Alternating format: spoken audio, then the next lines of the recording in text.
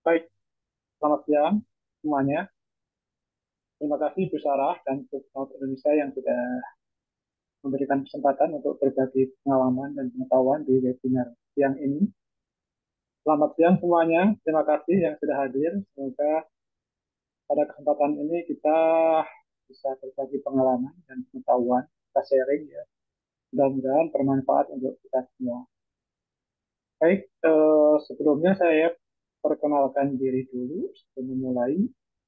Nama saya Khalid Hasan, lengkapnya Khalid Hasan Hidayat.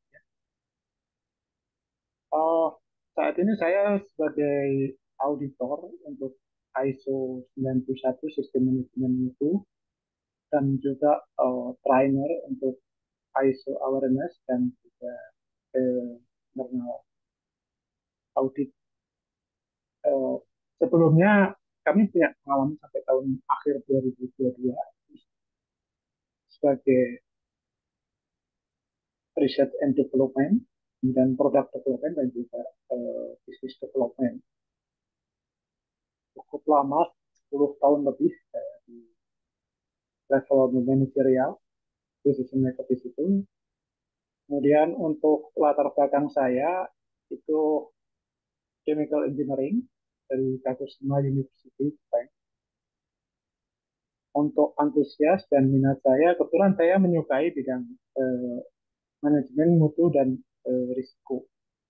Jadi judul dari webinar ini, tema dari webinar ini saya buat yang product development, bagaimana menganalisa dari risiko dan mengambil peluang sebesar-besarnya. Karena pada dasarnya itu didasari dari saya sebagai auditor, background saya secara profesional di product development, business development, dan research and development, dan juga antusias saya di quality dan risiko. Itu yang mendasari munculnya webinar ini. Mudah-mudahan bermanfaat. Ini sharing ya, sharing pengetahuan, sharing pengalaman. Nanti Bapak Ibu boleh juga kalau misalnya mau menambahkan atau mengkritisi apa yang saya sampaikan, silakan. Kita terbuka diskusinya. Terima kasih. Saya mulai ya. Baik, saya mulai yang pertama dari pertanyaan, apa sih product development itu? Definisi singkatnya satu kalimat aja, menyampaikan. Product development adalah menempatkan produk baru dari ke market. Itu proses dari awal dari akhir sampai akhir penempatan produk baru ke market. Simple itu satu kalimat gitu ya. Tapi implementasinya sebenarnya nggak sesimpel itu. Banyak mengalami tantangan, banyak mengalami eh, mungkin teman-teman yang biasa di product development, di R&D, pasti tahulah seperti apa dunia product development. Produk yang baru itu kan artinya sesuatu yang berbeda dari sebelumnya. Sesuatu yang berbeda itu pasti ada ketidakpastian, ada tingkat kegagalan dan sebagainya. Dan itu penuh risiko. Tingkat kegagalannya juga lumayan. Kalau kita tidak pandai mengendalikan risiko ini, tingkat kegagalannya semakin. Yang penting pada webinar ini adalah saya mencoba bagaimana sih menganalisa potensi-potensi risiko dari setiap langkah ini. Sehingga kita bisa mengantisipasi, bisa meminimalisir risiko, dan kalau bisa memaksimalkan peluang yang ada dalam product development. Lantas, apa sih yang disebut new produk baru itu? Mungkin Bapak Ibu berpikir produk baru itu ya benar-benar baru dari nggak ada jadi ada. Kan nggak selalu seperti itu. Jadi produk yang baru itu adalah produk yang penting berbeda dari itu masuk kategori baru. Dari yang pertama ini new to the world, benar-benar memang sama sekali baru yang tadinya nggak ada di dunia ini kemudian diciptakan ada gitu ya. Misalnya penemuan dulu komputer misalnya. Tadinya nggak ada komputer terus ada komputer. terus itu nggak ada mobil misalnya, ada mobil itu benar-benar penemuan baru di dunia. Mungkin seperti smartphone dulu tadinya juga nggak ada ya. Telepon dulu kan telepon rumah dan sebagainya. Sekarang ada smartphone itu juga termasuk sama sekali baru di dunia. Terus kemudian yang kedua, terus produk baru itu baru bagi sebuah perusahaan itu. Misalnya kalau Bapak Ibu mendengar atau melihat kata Yamaha gitu, pasti yang terlintas di benak kita adalah motor gitu, sepeda motor gitu ya. Padahal sebenarnya Yamaha itu asal usulnya itu tempat kursus musik. Makanya simbolnya kan di situ ada garpu tala tiga gitu. Karena Yamaha itu asal usulnya tempat kursus musik. Gitu. Nah, setelah uh, kursusnya maju gitu ya, dia menerima servis juga untuk perbaikan alat-alat musik. Nah, ini sebenarnya produknya sama gitu, sama-sama jasa, cuman jasanya kan berbeda. Yang satu edukasi, yang satu perbaikan dari produk. Nah, ketika semakin maju bisnisnya, Yamaha ini bikinlah produksi alat musik. Ini beda lagi. Jadi yang bidangnya tadinya jasa, kemudian produknya itu berupa produk barang. Gitu. Ini udah beda lagi. Nah, ini termasuk baru bagi Yamaha saat itu. Dan yang paling fenomenal lagi, yang paling ini adalah dari yang tadinya masih ada hubungannya musik ya, edukasi musik, perbaikan alat musik, membuat alat musik, akhirnya bikin motor yang sama sekali berbeda dari produk lain sebelum-sebelumnya. Ini saya kasih contoh Yamaha ini supaya Ibu supaya tergambar dengan gampang, oh produk baru, produk lain baru itu kira-kira seperti itu. Terus selanjutnya ada juga yang penambahan ke dalam produk lain yang ada. Gitu. Dia cuma nambah tipenya, nambah modelnya, dan sebagainya. Atau mungkin kalau di makanan misalnya mie instan gitu ya. Dulu ada mie instan yang uh, rasa ayam, rasa soto kayak gitu. Sekarang kan ada rasa rendang, ada rasa Korea lah misalnya bulgogi atau apa dan sebagainya itu termasuk itu juga termasuk produk baru meskipun sebenarnya ya mie instan juga ganti-ganti rasa. Kemudian jenis produk baru yang dianggap produk baru juga itu adalah improvement atau revisi terhadap produk yang ada sekarang. Misalnya ada penambahan fitur gitu ya. Misalnya HP dulu nggak ada kameranya, ada kameranya. Terus apalagi gitu ya. Terus misalnya performanya, misalnya baterainya tadinya cuma sanggup hidup 12 jam gitu, oh bisa 24 jam misalnya. Terus penggunaannya gitu ya, penggunaannya misalnya dulu pakai apa tombol-tombolnya belum QWERTY gitu ya, masih kalau tulis BS apa SMS gitu satu tombol bisa untuk tiga huruf gitu kan kurang disuruh yang di atas dibikin yang QWERTY misalnya kayak gitu. Itu juga termasuk product development. Kemudian market repositioning. Gitu ya. Market repositioning itu ganti target marketnya. Misalnya yang tadinya apa ya? Misalnya, saya agak susah sih contohnya. Misalnya dulu, maaf, ada brand ya, Pocari Sweat gitu ya. Dulu itu kan nggak jelas target marketnya apa. Kalau dibanding Kerating Ceng itu kan obat untuk biar melek, biar apa gitu ya. Nah, terus Pocari Sweat ini nggak jelas. Sebenarnya produk apa sih? Ke Kerating Ceng juga enggak, sama Ahwa juga. Akhirnya dia apa? Dia ngambil marketnya diganti. Tuh, diganti untuk kesehatan, untuk pengisi ion, ion balance gitu. Jadi kalau olahraga kekurangan ion itu minumnya adalah ini, bukan ada tadi yang untuk cutting dan sebagainya kayak gitu. Ya, dia mengubah market itu juga penggantian produk, penggantian development. Kemudian cost ya, cost reduction untuk jadi kadang-kadang kan kita produk bagus kan harganya kemahalan gitu ya. Terus gimana sih supaya bisa bersaing dengan kompetitor yang harganya lebih murah dan sebagainya itu? Kita lakukan cost reduction, harganya lebih murah, barangnya masih sama. Itu juga termasuk uh, produk baru di dalam definisi produk new product development. Next, nah bagaimana sih suatu bisnis atau perusahaan memperoleh produk baru? Ada dua macam. Yang pertama itu akuisisi terhadap produk yang sudah ada. Contohnya itu dengan mengakuisisi perusahaan. Mungkin Bapak Ibu pernah lihat atau pernah tahu gitu ya, uh, Kitab Cap Bango. Kitab Cap Bango itu kan sekarang diakuisisinya sama Unilever. Karena marketnya bagus, produknya terkenal, kuat gitu ya. Mungkin Unilever, nggak mau develop dari awal gitu. Udah beli aja perusahaannya sama produknya, tanpa mungkin jaringan marketnya, semua dibeli. Nah, itu juga termasuk cara memperoleh produk yang baik. Yang kedua, bisa membeli paten, bisa membeli lisensi, atau bisa franchise, atau mungkin maklun juga bisa mungkin.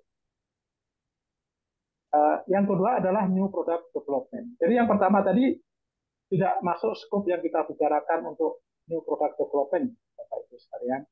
Yang pertama itu ya orang udah beli jadi, udah beli produknya ada, jaringan marketnya ada, produksinya juga ada, misalnya kayak gitu. Jadi konteks dari new product development itu yang seperti di bawah ini. Misalnya ada pengembangan mobil listrik nih sekarang yang lagi tren gitu. Atau pengembangan software di perusahaan software, pengembangan software gitu. Atau mungkin di perumahan gitu, pengembangan proyek perumahan gitu. Desain rumahnya gimana, fasilitasnya apa dan sebagainya itu tidak termasuk produk development. Atau kalau di bidang institusi pendidikan ada pengembangan kurikulum dan sebagainya itu juga termasuk produk development bidang jasa. Pengembangan resep, pengembangan menu, packaging untuk industri food and beverage itu juga termasuk produk development. Atau pengembangan jasa keuangan, misalnya kredit, terus leasing dan sebagainya. Itu merancang produknya, gimana tenornya, gimana cicilannya dan sebagainya itu juga termasuk produk development gitu ya. Atau mungkin sekarang banyak yang fintech itu juga pasti ada produk developmentnya. Cuma saya mohon maaf kalau tidak terlalu paham di dunia fintech itu, jadi saya nggak bisa memberikan contoh.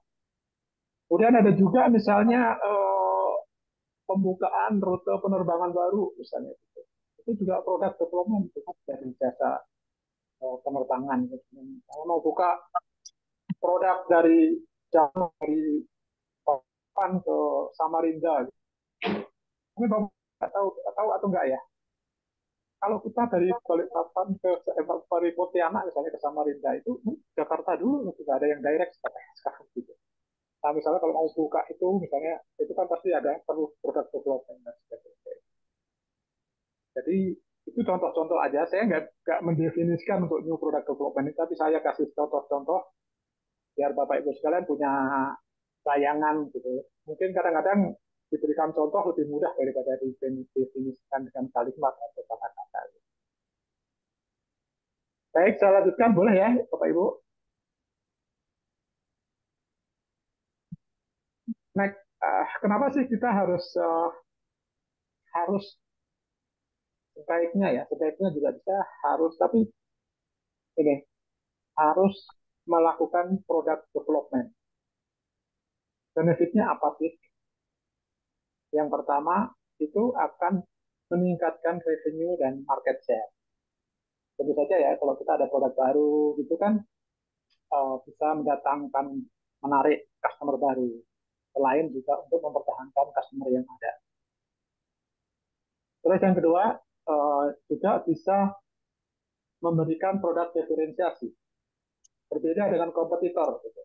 Sehingga kita membuat ruang tersendiri untuk kompetisi yang kompetitor tidak bisa mengikuti, sehingga ruangan itu hanya untuk kita saja gitu.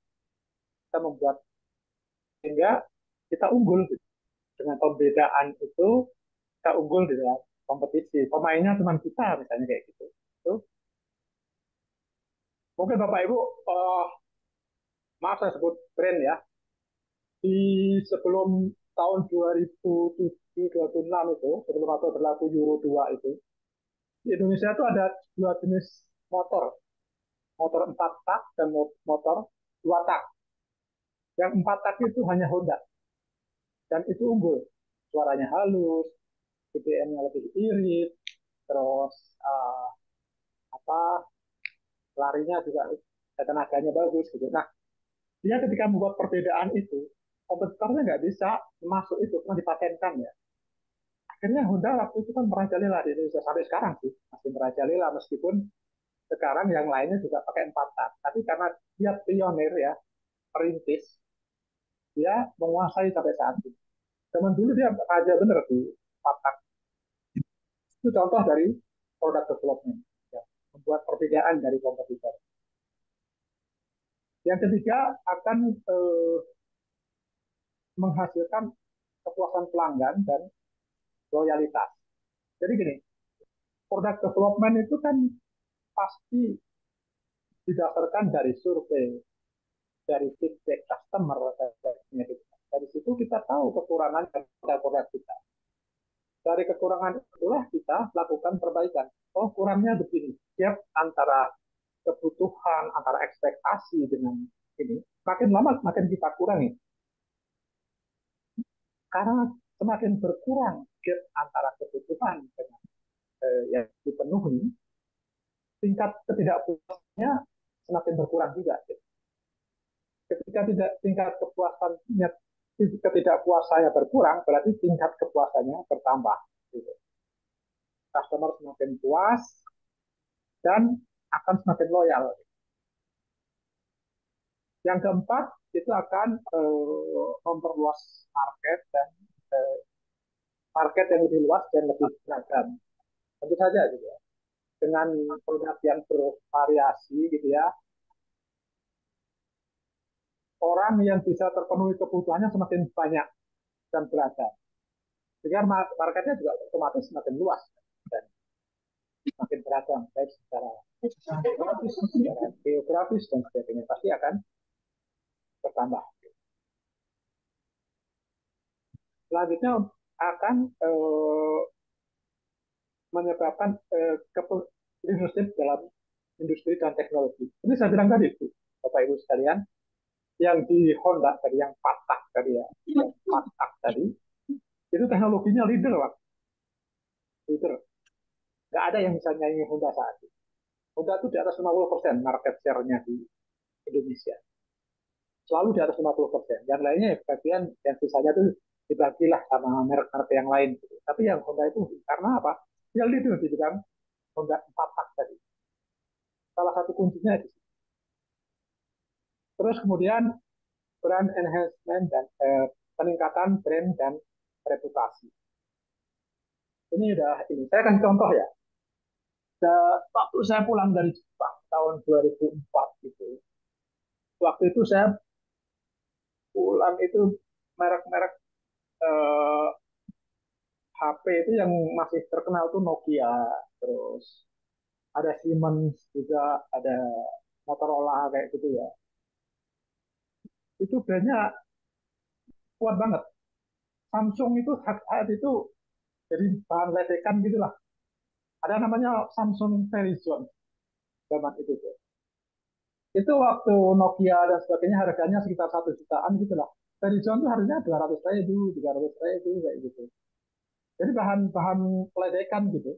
Brandnya tuh ya mohon maaf ya jadi guyonan, jadi ledekan ya barang apa sih kayak gini. Gitu. Tapi dengan inovasinya Samsung sekarang, siapa yang berani meledek Samsung? Gak ada kan? Artinya reputasi sebuah branding itu juga bisa dibangun dengan produk yang bagus, yang percaya kualitasnya dan sebagainya itu. Sehingga reputasi brandnya kuat, kalau brand udah kuat, itu jualan gampang. Bapak itu. Lebih gampang jualan, lebih gampang bisnis. Branding udah kuat. Seperti Samsung sekarang, mungkin ya pesaingnya cuma iPhone mungkin ya. Yang lain-lain ya ada ya sih, yang maaf ya produk Chinese sih, tapi secara branding mungkin tidak sekuat Samsung. Mungkin Samsung suatu saat juga akan bergeser produk-produk China yang lain. Mungkin kalau Samsung juga lengah dalam produk-produk. Saya perhatikan sekarang produk-produk seperti yang lain-lain lah, yang Redmi, yang macam-macam itu juga inovasinya luar biasa. Produk development juga luar biasa. Dan ini bisa saja menjadi ancaman bagi produk-produk yang sudah mapan sekarang. Baik, saya lanjutkan. Apa saja sih langkah-langkah dalam produk development ini? Ini perlu saya sampaikan, Bapak Ibu sekalian, karena dari setiap langkah ini saya nanti akan membahas kira-kira apa sih risiko dan opportunity dari setiap langkah, sehingga supaya kita bisa memperkecil dampaknya kalau misalnya itu risiko, dan kalau itu sebuah peluang kita bisa memaksimalkan peluang itu yang besarnya. Yang pertama itu ada identity, itu brainstorming untuk membuat ide-ide baru tentang produk development. Kemudian setelah itu saring dari ide-ide itu namanya idea screening. Ya. Setelah di screening dipilih yang mana yang kira-kira eh, bagus gitu, diterjemahkanlah itu ke dalam produk konsep. Namanya proses ini namanya konsep development. Translate ke produk konsep. Nah, di situ di asesmen market. Nanti kalau konsep seperti ini, marketing strategi gimana? Analisisnya gimana nih? Gitu ya. Setelah itu dapat kesimpulannya, oh oke okay lah marketing strateginya begini, gitu. Bisnis analisisnya oke okay lah, visible dan sebagainya itu. Dilakukanlah product development. Product development itu bikin prototype. Nanti saya jelaskan detailnya di sana ya. Product development dikembangkan produknya itu. Maaf, mohon maaf, bisa di Bapak Ibu sekalian.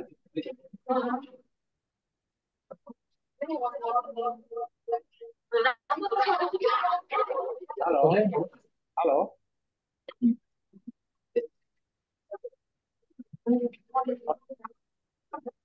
Oke. Untuk admin mohon bisa di mute semuanya. Oh, baik. Saya lanjutkan lagi. Tadi cukup terganggu suaranya. Dari product development ini, kalau tadi konsep development itu adalah mentranslate dari ide menjadi konsep. Kalau product development ini mewujudkan konsep menjadi tangible product, produk yang punya nilai, gitu. Bisa dirasakan manfaatnya. Kalau makanan ya bisa, oh iya enak gitu. Misalnya produknya itu apa ya?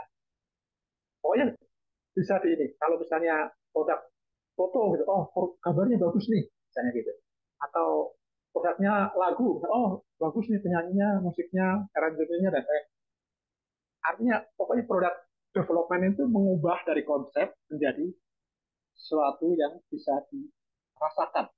Itu produk development. Kemudian produk deployment itu adalah setelah dilakukan produk development, konsep produknya tadi udah bisa menjadi produk yang bisa dirasakan manfaatnya. Gimana ini mengimplementasinya ke market? Ini persiapan-persiapan eh, mulai dari nanti produksinya gimana, terus distribusinya gimana, promosinya gimana, dan seterusnya. Nah setelah itu baru di test market dan ini ada persiapan-persiapannya yang saya jelaskan di sana dan akhirnya launching. Jadi ada 9. Kalau umumnya rata-rata ada 8 ya. Cuman di sini saya pecah marketing strategi dan bisnis analisis ini saya pecah.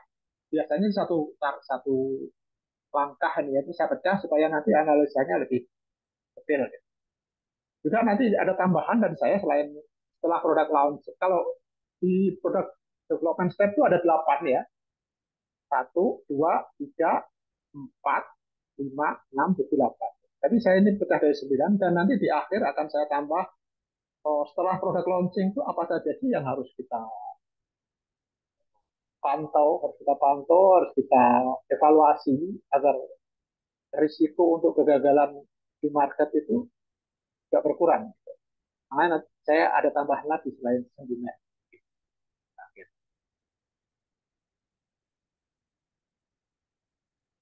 Next, baiklah ini yang pertama.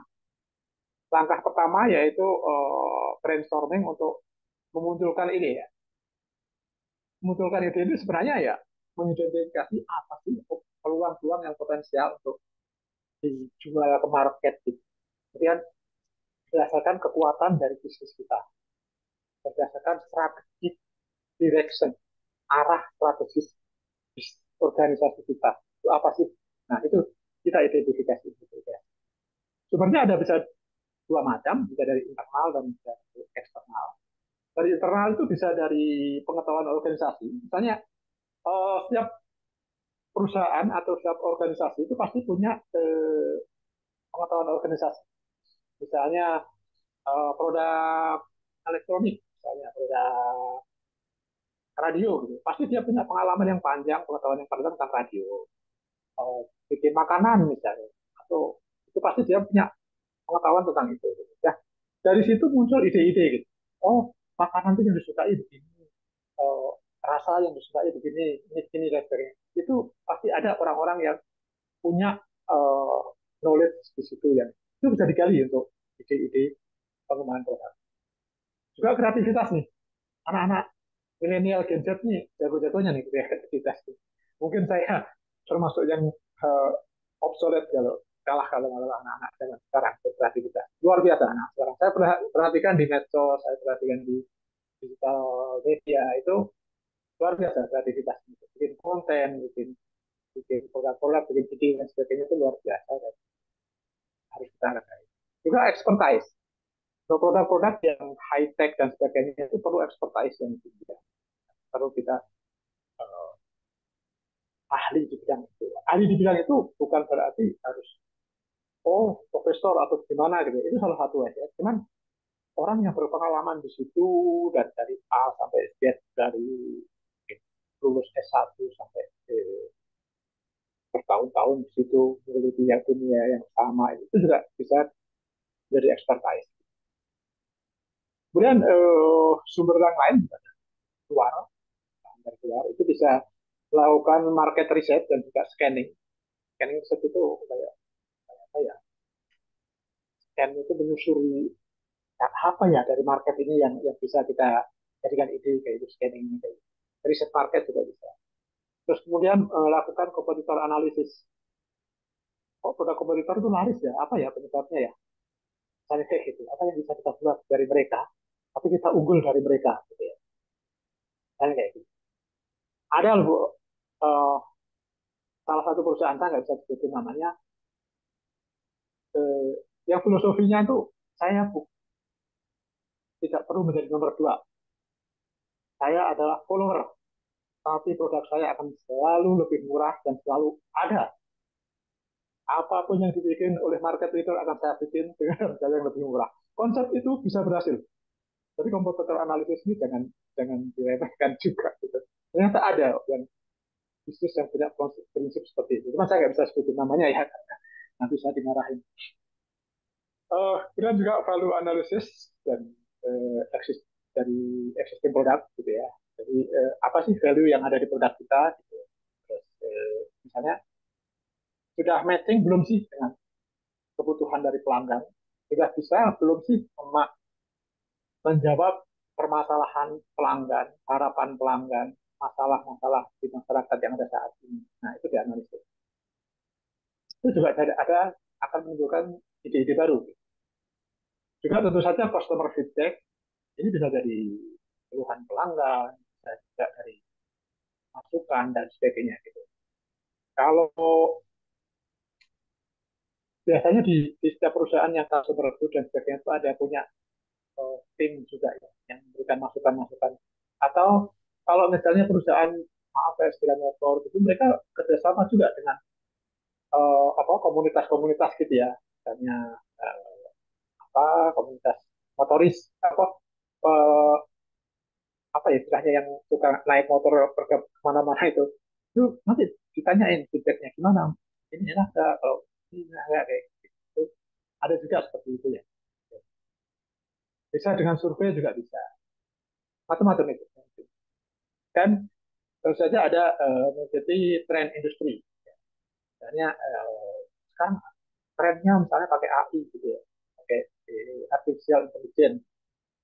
Macam-macam sekarang itu tempelin lah artificial intelligence, ada artificial intelligence, dan sebagainya gitu. Produk apa-apa itu biasanya dikait-kaitkan kalau ada tren. Itu juga akan menimbulkan ide, apa ya produk kita yang bisa kaitkan dengan tren yang ada sekarang. Oke. Misalnya nih, K-pop lagi booming. Ah, bikin produk yang berbau-bau Korea lah. Misalnya gitu. Itu bisa juga.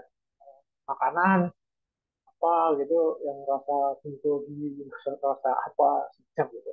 Atau misalnya kalau Jepang misalnya di tren gitu, oh masakan Jepang, atau apa gitu. Itu, itu juga bisa menimbulkan ide-ide baru. Dan yang terpenting dari aspek untuk ide ini ada dua. Yang pertama itu harus bisa menjawab permasalahan dan keluhan yang dialami oleh pelanggan. Caranya gimana? Kita berempati, seolah-olah kita pelanggan. Jadi dengan empati itu kita bisa merasakan, ya enaknya begini loh, pakai produk ini, kekurangannya ini loh, ini dan sebagainya. Nah, strategi ini memahami, berempati terhadap kebutuhan pelanggan. Pendekatan ini ada yang namanya design thinking. Gampangnya begini, kalau kita ke seorang desainer bikin baju, itu bukan ke tukang jahit ya, kayak bikin baju, itu kan kita diukurnya tuh benar-benar ya, postur tubuh kita tuh berapa, tingginya berapa, terus berat badan kita berapa, panjang dari pundak ke, maaf ya, ke pangkat itu berapa, dari pinggang ke kaki itu berapa, diukur komposisi. Terus warna kulit kita berapa, bentuk warna kulit kita gimana, ini di, disesuaikan benar dengan kita. Akhirnya produk itu pas, termasuk peruntukannya. Ini untuk resmi, untuk pesta, untuk apa, itu akhirnya produk itu pas banget. Nah, itu asal usulnya desain thinking, kita berpikir seolah-olah seorang desainer baju, sehingga produk yang dihasilkan itu pas. Meskipun pada prakteknya nggak semudah itu ya. Kalau kita bikin mass production, di mana mau ngukur satu orang berapa customernya itu masalah. Ya, akhirnya kita generalisir, yang ukuran S itu ya lengan bajunya segini, lebar dadanya segini, panjang bajunya segini, yang M itu begini, begini, dan sebagainya. Akhirnya itu, tapi minimal dengan berempati kepada permasalahan dan kebutuhan pelanggan itu, kita bisa mendekati sedekat mungkin apa yang mereka butuhkan, problem yang mereka hadapi, dan keluhan yang harus kita tanggapi. Itu sebenarnya konsep design thinking. Ini cukup menarik sih. Kalau Bapak Ibu sekalian berminat, nah next mungkin perlu saya buatkan webinar design thinking. Tolong kasih komentar ya di situ. Nanti biar admin mencatat beberapa orang kira-kira yang berminat. Nanti mungkin saya. Tapi kalau nggak ada yang berminat ya sudah nggak apa-apa. Next yaitu harus pengembangan ide yang kedua itu harus berfokus pada penemuan produk, gitu ya. Itu dengan cara apa sih yang jadi kebutuhan konsumer? Apa sih gap antara produk kita dengan kebutuhan konsumer? Gitu. Terus apa sih tren market yang ada? Nah, tiga ini harus dari situ kita ciptakanlah produk. Jadi produk itu pendekatannya selain dari customer tadi, dari kebutuhan dan permasalahan yang ada di gap antara market, gap antara customer dengan produk, dan tren market. Next. Nah, ini bagaimana sih memunculkan ide? Itu ada satu tools ya. Ini nggak selalu sama ya. Mungkin ini alat bantu aja. Mungkin Bapak Ibu bisa mempraktekannya. Itu disebut singkatannya Scamper. Scamper itu dari substitute, combine, adapt, modify, put to another use, eliminate, dan reverse. Reverse-nya juga yang menulisnya dari arrange, tata ulang. Saya jelaskan ya di sini. Yang pertama substitute, itu mengganti. Mengganti salah satu komponen supaya produk itu lebih bisa diterima market. Bapak Ibu tahu ini apa yang saya tulis merah tulisan Cina ini? Bapak Ibu, saya yakin Bapak Ibu tuh pasti tahu. Tidak ada sekali satu orang pun peserta di sini yang nggak tahu. Ini bakso, Bapak. Bakso. Bakso itu tulisan Cina, bak yang warnanya merah itu artinya daging. Tapi daging dalam persepsi orang Cina itu adalah babi, pasti babi, bukan kambing atau sapi, bukan. Tapi hanya orang Indonesia, kalau Bapak Ibu pesan sup daging, pasti image-nya pasti daging sapi, bukan daging kambing atau daging babi atau ayam. Ayam sendiri juga. Bicara soto kan, soto kambing, soto daging, soto ayam. Ya daging daging apa? Pasti sapi. Nah, di China yang namanya daging itu persepsinya pasti babi. Nah, seiring perkembangan orang-orang Chinese ya, seluruh dunia ya, termasuk ke negara-negara yang berpenduduk Muslim, mayoritas Muslim seperti Indonesia dan sebagainya itu. Tapi nggak bisa dimakan, nggak boleh dimakan. Gitu. Nah, gimana keterbatasan market ini? Jadi ganti daging babinya diganti dengan daging sapi, dan itu sukses kan. Sekarang bakso itu menjadi salah satu makanan paling terkenal di Indonesia. Siapa yang nggak kenal bakso? Pasti kenal. Itu adalah the power of substitute, mengganti sesuatu bagian dari produk. Next ya, combine. Combine ini sederhana, menggabungkan dari berbagai ide konsep produk menjadi sesuatu yang inovatif yang contohnya smartphone. Dulu telepon-telepon itu kan fungsinya cuma alat komunikasi ya, SMS maupun telepon.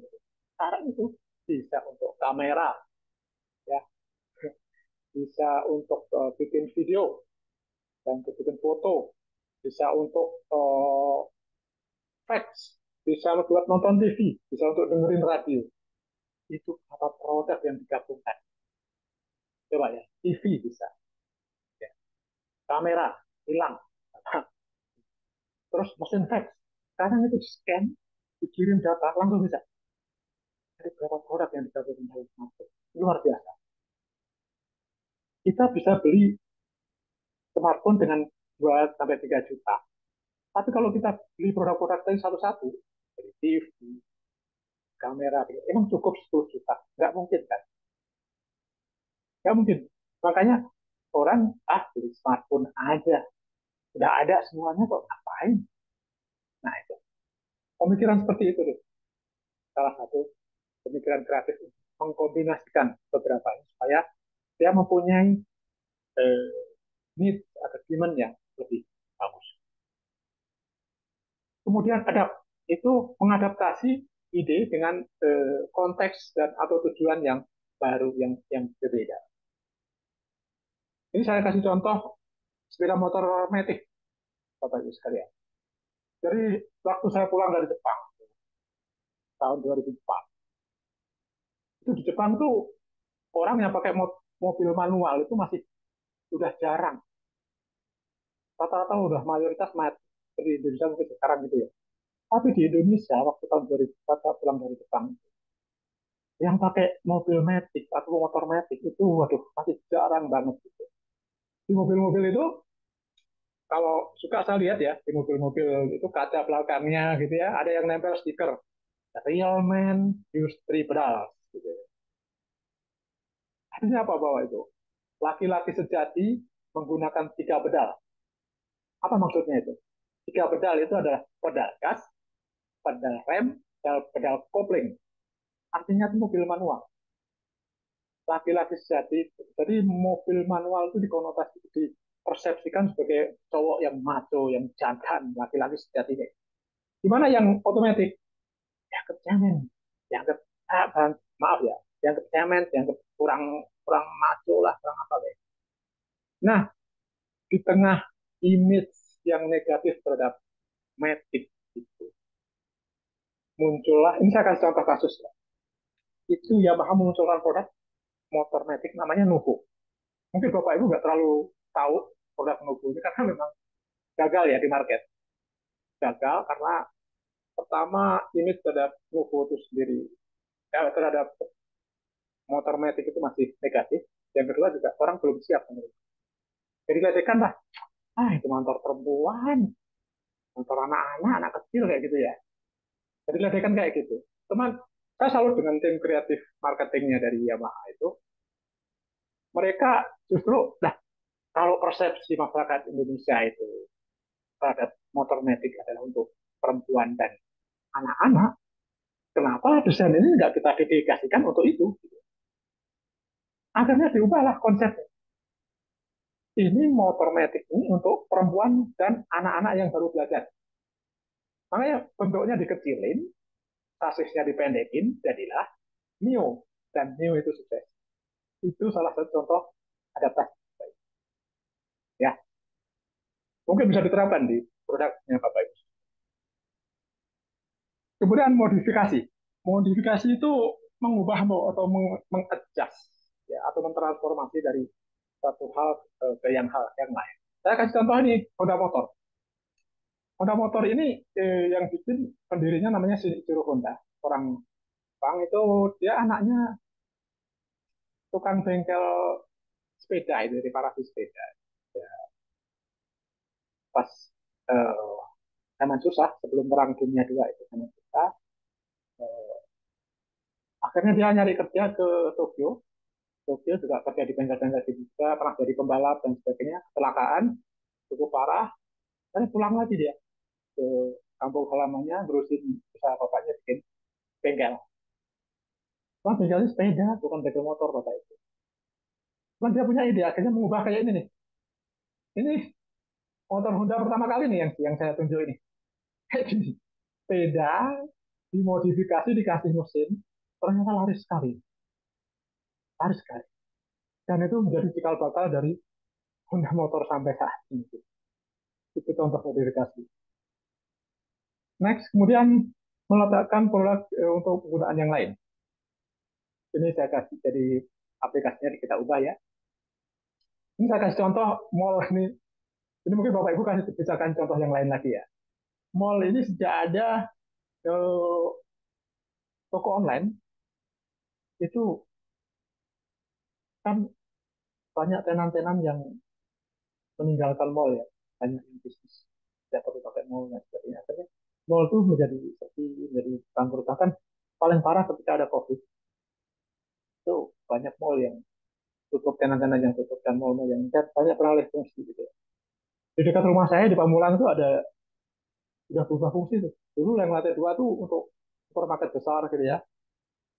Itu sekarang udah jadi tempat bermain kayak gitu. Jadi market fungsi ini salah satu produk. Mungkin ada produk-produk yang lain yang Bapak Ibu bisa ambil contoh. Tapi intinya seperti itu, mengalih fungsikan dari fungsi produk yang sebelumnya supaya bisa bersaing. Kemudian mengeliminasi itu menghilangkan hal-hal yang menghambat eh, proses atau tidak disukai lah dari pelanggan. Saya kasih contoh dulu tahun 94 waktu saya pertama kali ke Jakarta itu. Saya tuh mau buka rekening, maaf ya di bank. Saya sebutin ini. Di salah satu bank lah gitu. Salah satu bank, saya sebut aja ya, bank BCA. Diminta, ada KTP Pak? Ada, bisa tunjukin. Wah nggak bisa Pak buka di sini ya. Kalau Bapak mau buka rekening harus di Bojonegoro. Nah Bapak orang Bojonegoro, KTP saya KTP Bojonegoro. Itu nggak bisa. Nah itu kan repotin.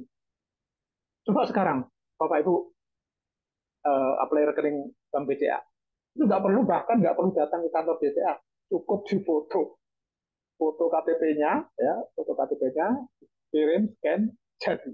Nah itu salah satu eliminasi supaya kan gampang kalau jadi apa. Coba zaman saya dulu, pasti pulang dulu ke Bojonegoro, bikin di sana baru. Nah, mungkin Bapak Ibu bisa cari ide untuk penerapan ini untuk produk-produk Bapak Ibu sekalian. Terus rearrange ini menata ulang gitu ya. Mungkin produknya sama, cuman dikombinasi ganti pindah sini pindah sini. Misalnya mobil itu ya, kalau akhir tahun itu juga ada facelift gitu ya, diubah grillnya, diubah apanya gitu. Makanya akhir-akhir tahun biasanya banyak mobil-mobil di diskon itu karena apa? Karena akan ada facelift yang baru gitu. Kalau Bapak Ibu kalau mau beli mobil di akhir tahun, biasanya dapat murah karena akan ketinggalan. Orang akan cenderung beli yang produk facelift, yang rearrange. Oke, itu ceritanya. Saya lanjutkan untuk idea screening. Idea screening ini tadi kan udah ketemu ya dari macam-macam itu ketemu banyak ide-ide itu di screen mana yang uh, untuk screennya ada tiga itu desirable produk yang diinginkan dan visible layak dan profitable menguntungkan. Nah ini sebenarnya tahap kedua ini nyaring aja produk-produk mana yang nggak diinginkan kemudian nggak layak dan nggak nggak menguntungin lah nggak friendly lah gitu bahasa orang Chinese-nya nggak friendly gitu. Nah itu di sini ini eh, saringannya tidak di desirable ini mungkin kita bisa tanya dari apa sih misalnya ya apa sih problem yang dihadapi oleh pelanggan kemudian keluhannya apa kebutuhannya apa ekspektasinya kemudian apakah ide ini sudah sesuai dengan ini semua nah, itu disaring saring dulu terus yang kedua visible visible ini kira-kira produk ini bisa nggak kita kembangkan dengan teknologi yang ada sekarang kalau bisa butuh berapa lama pengembangan dan berapa duit ROI-nya berapa tahun balik modalnya gitu ya itu gambaran gambaran ininya dulu gambaran kira-kira kayak gimana ada loh produk yang customer itu kadang inginnya desirable-nya ini tapi nggak visible salah satu contoh begini kalau ada deterjen itu orang pasti mintanya yang busanya banyak tapi bilasnya gampang secara kimia sampai dimanapun ya itu nggak bisa saya kebetulan tadi background saya teknik kimia ya tadi sebelumnya saya S1 saya kimia murni di IPS jadi saya tahu lah kayak gitu. Itu nggak nggak ilmiah gitu desirable sih tapi visible nggak kayak gitu contohnya terus yang ketiga viable itu ini harus diperhitungkan menguntungkan nggak gitu ya. Misalnya ada eh, kebutuhan banyak eh, bisa dibikin tapi untungnya nggak ada gitu ya. Apa kita kan bisnis bukan perusahaan yang disubsidi oleh pemerintah harus untung gitu. Nah kalau mungkin kalau disubsidi biaya ini nggak untung gitu ya. Asal ada kebutuhan misalnya pupuk misalnya gitu ya pupuk kan pasti dibutuhkan oleh petani bisa bikin tapi kalau dijual dengan harga kemampuan petani nggak ada untungnya misalnya harus ada subsidi. Nah kalau kita sebagai bisnis profesional produk development harus mempertimbangkan tiga ini level, visible, dan viable. Nah untuk visible ini nanti ada tapi untuk visible dan viable ini nanti akan saya bahas secara khusus ya di bagian belakang dari webinar ini pakai analisa SWOT sederhana aja sih yang gampang analisanya banyak cuman saya untuk contoh aja kalau analisa SWOT itu kayak gimana sih mana supaya kita nggak kemana-mana gitu ya kalau kalau kemana-mana itu kan habis waktu habis apa sumber daya dan sebagainya itu resikonya juga jadi saya analisanya seperti itu jadi jangan kemana-mana ikutin webinar ini sampai akhir karena di akhir itu ada penjelasan tentang Nah, kira-kira kayak gini. Saringannya tuh kira-kira kayak ini. Ada tiga lensa gitu ya. Yang satu lensa untuk visible, apa kebutuhannya gimana sih? Visible, visible. Ini secara teknik eh, masuk akal nggak sih? Bisa nggak sih diwujudkan? Setelah ini terwujud, itu nih sama kita. Ada untungnya nggak nih? Kerja tapi ada. Atau malah rugi. Dapat apa? Nah, ketika saringan ini memenuhi tiga lensa inilah yang akan kita ambil menjadi yang kita pilih. Oke, next. Nah, setelah kita pilih tadi, kita kembangkanlah konsep. Namanya prosesnya konsep development. Ya. Konsep development itu adalah menerjemahkan ide, ya, itu jadi konsep, produk konsep. Nah, itu apa saja yang dilakukan dalam konsep development itu harus kita perjelas nih, unique selling point-nya apa gitu, USP kalau orang-orang product development, orang marketing pasti tahu. Fungsinya, fungsionalitasnya apa, kalau value proposition, target market, positioning, pricing, dan sebagainya. Itu harus jelas. Terus kemudian juga kita akan memberikan tangible value. Value-nya apa sih yang akan kita berikan kepada customer? Fitur, misalnya benefit, efikasi, misalnya bentuk produk obat, dan sebagainya itu kayak gimana sih, ampuhnya apa sih, khasiatnya apa sih, safety, misalnya produk-produk safety seperti helm, seperti apa, sepatu safety dan sebagainya, atau selamatan dan sebagainya. Selamatannya kayak gimana sih? Sifat-sifatnya, misalnya kita uh, untuk produk-produk ibadah gitu. Oh, itu standarnya kerasannya berapa sih? Pelunturannya berapa sih? Elongasinya berapa sih? Macam-macam kayak gitu. Ergonomik, enak nggak sih dipakai? Cocoknya untuk orang kayak gimana sih? Apa gendut kayak saya atau kayak orang yang gendut atau orang yang kurus, orang jangkung, orang yang pendek, yang lepas gimana sih yang paling enak? Kayak orang beli sepatu, Bapak. Orang beli sepatu itu kalau udah pas, biasanya orang nggak akan pindah-pindah. Itu ergonomis mungkin salah satu contoh ergonomis. Beli sepatu itu orang kalau udah satu itu ada karena udah merasa pas dengan ukuran kaki, karena setiap kaki orang beda-beda, dan sepatu itu kalau nggak pas banget suka lecet, makanya orang kalau udah merasa nyaman dengan satu merek dan merasa pas biasanya pakai itu ergonomis. Juga kemudahan pakainya gimana sih, itu di konsep development ini dikembangkan, didefinisikan dan didefinisikan dengan baik, ya. Nah, dari situ tes dites untuk mengetahui bagaimana sih persepsi customer terhadap konsep ini. Ketertarikan mereka di mana. Terus kira-kira mereka bisa menerima nggak konsep yang ditawarkan. Gitu. Caranya bisa dengan survei, dengan focus group, mungkin internal atau orang-orang yang pakar yang biasa ahli di bidang itu gitu ya. Karena kalau produk motor ya mungkin orang yang ahli-ahli otomotif itu mungkin kayak Fitra Eri gitu kalau di ya kayak gitu-gitu mungkin bisa diminta pendapatnya.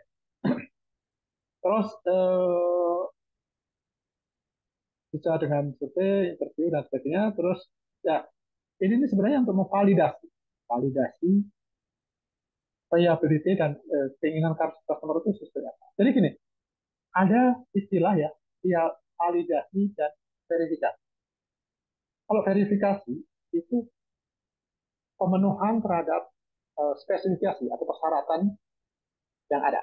Tapi kalau validasi itu uh, kesesuaian dengan real kebutuhan customer itu validasi. Kalau verifikasi itu, oh speknya gini-gini, oh udah nih, udah gini-gini, cocok tuh verifikasi. Ini validasi. Validasi itu dengan customer yang sesuai, pengguna yang sesuai, user yang sesuai. Gitu ya. Jadi nanti dari situ kita bisa uh, tahu cocok nggak konsep ini dengan kebutuhan, ekspektasi, dan permasalahan yang dihadapi oleh customer. Nah ini Bapak Ibu supaya gampang di ini Saya kasih contoh ini ya. Mungkin Bapak Ibu pasti tahu produk ini. Mudah-mudahan sih tahu semua ya. Namanya One Plus HP. Ini di develop sekitar tahun 2010-an ya. Dan saat itu kebetulan saya manajer R&D-nya. Jadi saya tahu produk ini perkembangannya dari ide sampai launching bahkan sampai market monitoringnya segala saya mengikuti ini tahu banyak. Jadi ini lahir dari idenya begini. Waktu itu kan banyak ya keluhan dari pelanggan gitu ya. Terutama untuk produk yang aerosol nih. Ini istilahnya aerosol itu bukan semprot. Kalau yang semprot tuh yang pakai pompa itu. Ini istilahnya produk aerosol. Produk aerosol ini salah satu keluhannya tuh begini. Jadi produk ini memang ampuh, tapi beberapa waktu kemudian itu nyamuknya bangkit lagi. Dan ketika datang nyamuk yang baru, itu balik dikit lagi. Itu keluhannya seperti itu. Ini kita pelajari, muncullah ide gagasannya ini. Semprot 1 detik, bunuh dengan berarti ampuh ya. Ampuh dan bisa bertahan sampai 12 jam. Jadi ada 3 yang kita tawarkan. Semprot dengan 1 detik, ini terukur itu. Ini pulse-nya beda ya dengan yang biasa. Kalau biasa itu kalau dipencet nggak dilepas, ya nyembur terus gitu. Tapi kalau ini nggak, mau dipencet dimanapun yang keluar ya sama. Gitu. Itu namanya control valve pakai. Nah, dia ampuh konsepnya nih. Ampuhnya tuh apa? Kalau yang spray biasa, yang aerosol biasa itu paling konsentrasinya bahan aktifnya itu 1 atau 2%. Ini 21%. Berapa kali? 10 kali lebih. Gimana nggak ampuh? Terus oh, 12 jam. 12 jam ini kenapa? Karena partikel size-nya kecil. Jadi kalau yang biasa itu partikel size-nya itu sekitar ya 40 sampai 80 mikron. Ini di bawah 20 mikron. Artinya kalau kita ambil garis titik tengah dari 60, partikel size-nya ini cuma sepertiganya. Kalau partikel size-nya sepertiganya, berarti volumenya 1/27. Kalau partikel size-nya sepertiga kan jari-jarinya sepertiga. Volume kan R pangkat 3. Nah, kalau sepertiganya berarti 1/27. Kalau volumenya 1/27-nya, artinya beratnya juga 1/27. Artinya dia nggak gampang jatuh kayak yang biasa. Ketika sepoi itu nggak gampang jatuh ke lantai, tapi lebih melayang-layang lebih gampang. Katakanlah yang biasa itu setengah jam udah jatuh, karena ini 27 kali, 27 kali setengah jam, itu 13,5 kali jam. Ini di spek 12 jam, masuk akal nggak? Masuk akal nggak? Gitu. Jadilah konsep. Nah, gimana pengembangannya? Marketing strateginya. Marketing strateginya, mohon maaf ya, ini karena kasusnya ini saya mungkin nanti banyak mengambil contoh-contohnya untuk produk yang berkaitan dengan ini. Bapak Ibu mungkin punya pendekatan yang berbeda-beda tergantung produknya, tergantung cara tersendirinya, tergantung target marketnya akan seperti apa. Kebetulan pengalaman saya dibilang ini yang paling saya pakai. Saya ambil contoh untuk ini. Saya punya contoh ini di sini. Marketing strategi itu ya mendefinisikan pendekatan dan formulasi gimana sih memperkenalkan produk ini ke market secara efektif. Ini ada saya contohkan ada 4 langkah. Pertama target market identification. Itu dipelajari secara kosmetik dan preferensi, secara demografis dan psikografi. Kalau sebenarnya gini ya, identifikasi market, kita berpikirnya gini, market itu kan ada karena ini. Ya, ya, gimana itu? Kalau obat nyamuk, seperti tadi ya, demandnya apa sih nggak menimbulkan demand itu? Karena nyamuk. Kan? Nah, dari situ kita tanya lagi, kenapa, kenapa ada nyamuk? Di mana ada nyamuk? Nah, gitu. Nah, kebetulan secara ilmiah begini saya ceritakan. Nyamuk itu, eh, jadi tidak akan, adanya itu hanya di daerah tropis, termasuk kayak Indonesia dan sebagainya. Negaranya cukup panas gitu ya. Karena nyamuk itu kalau air di daerah itu suhunya kurang dari 15 derajat, itu telur nyamuk nggak akan netes. Sehingga nggak akan ada nyamuk di situ, karena nggak akan bisa berkembang biak. Itu satu. Yang kedua, nyamuk itu kalau suhu kelembapan udaranya di bawah 38%, itu mereka nggak mati kayak dehidrasi. Mati. Nah, dari situ, karena kita ini, dari daerah-daerah yang dingin, airnya dingin maupun suhunya dingin, yang kering gitu, kemungkinan nyamuk itu kecil. Itu dari sisi ilmiah. Artinya, nyamuk cenderung ke daerah-daerah yang hangat, yang panas, dan sebagainya. Itu secara geografis seperti itu. Nah, nanti baru dianalisa secara demografis. Misalnya, oke lah kita contohin Jawa gitu ya. Jawa itu yang panas mana sih misalnya? Bandung bukan, Bogor bukan, Lembang bukan, Malang mungkin bukan. Itu kota-kota yang seperti Jakarta dan DKI Jabodetabek lah. Itu kecuali Bogor ya. Itu rata-rata panas ya. Rata panas. Penduduknya di mana? Ah, banyak banget. Berapa puluh juta. Jakarta aja 12 juta kalau nggak salah. Perserang, Banten, Bekasi, anggaplah bisa hampir 20 juta aja di sini. Gitu. Terus misalnya mana lagi nih? Oh Semarang. Sekarang berapa juta? Surabaya berapa juta? Kita kita targetin di tiga itu. Tapi minimal identifikasi itu benar. Cara berpikir untuk mengidentifikasi marketnya itu benar. Nah, itu kapan kita. Kemudian positioning diferensiasi. Produk kita tadi kan jelas ya, yang tadi dari sekarang ini nggak ada saat itu ya, nggak ada aerosol yang uh, bisa berani jamin ampuh sampai 12 jam tidak ada, dan punya keampuhan sampai seperti lantai satu itu nggak ada. Nah, sehingga gampang membedakan ini dengan positioningnya jelas. Ya, kami memang aerosol, tapi kami bisa 12 jam. Ya. Yang ketiga, marketing strateginya itu gimana mempelajari apa saja sih persepsi yang dari customer ini membuat mereka itu tertarik untuk membeli produk ini. Itu apa aja? Itu kan macam-macam kalau yang udah namanya customer itu nggak cuma produk.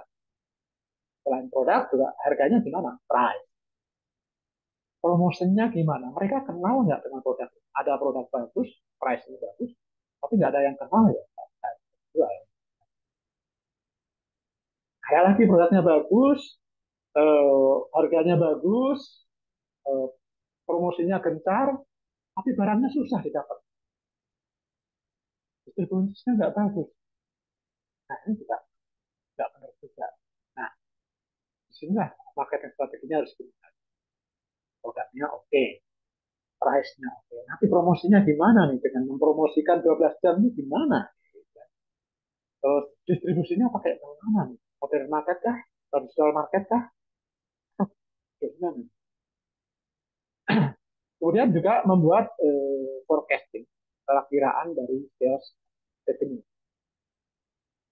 Karena namanya product development itu kan begini ya. Kira-kira namanya bikin produk baru itu kan bagaimanapun ada invest, harus bikin research and developmentnya, ya kan. Terus kalau misalnya itu benar-benar baru gitu ya, harus memodifikasi mesin yang ada atau bahkan mungkin beli mesin yang ada, itu kan investasi dan seterusnya. Nah, itu kita harus berhitung benar. Ini nanti kalau ini kira-kira tahun kejualannya, tahun pertama jual berapa nih, tahun kedua menjual berapa nih, tahun ketiga berapa dijualannya nih, dan sampai balikin nilai investasi itu berapa tahun, return on investment itu di marketing strategi. Ini harus benar-benar dikelola. Kalau enggak, risikonya saya sekali lagi setiap langkah ini saya bicara tentang risiko dan dua. Risikonya akan besar kalau tidak kita identifikasi secara benar. Itu ya. Next, langkah kelima itu bisnis analisis. Kalau marketing strategi tadi itu penjualannya ya, marketing. perhitungan bisnisnya gimana sih? Apa saja yang harus kita perhitungkan? Yang pertama, cost dan profit analysis. Itu biaya aja, apa aja yang dibutuhkan untuk menjalankan bisnis produk baru ini. Ada biaya pengembangan, produksi, marketing, distribusi. Juga untuk nanti kalau udah jadi, gimana advertising, supportingnya gimana, salesnya gimana. Itu harus kita rencanakan secara bisnis. Karena itu perlu investasi. Tidak hanya marketingnya, tapi juga investmentnya gimana. Duitnya cari mana. Kemudian projection sales-nya. Ini lebih detail dari tadi yang revenue tadi ya. Dari ini. Ini lebih detail lagi supaya ya tujuannya sebenarnya apa? Ya kembali lagi tadi untuk invest itu. Kalau nggak detail, nggak jelas, kalau ada masalah di mana mengendalikan kita tadi. Nah ini juga eh, risk ini, eh, pengelolaan pengelolaan risiko dan investasi rencana. Macam-macam, mulai dari market, marketingnya, bikin operasionalnya gimana. Itu harus dianalisa risikonya dan bagaimana mengendalikan. Terus strategi market entry-nya kayak gimana nih? Kayak gitu ya. Seperti tadi, misalnya, apakah melalui modern market di mall-mall besar atau traditional market seperti pasar-pasar yang baru-baru, atau mungkin modern retailer, maaf ya saya sebut brand apa rumah. Semua mempunyai kelebihan dan kekurangan, tergantung produknya, tergantung target market seperti apa. Nah, ini harus kita tentukan.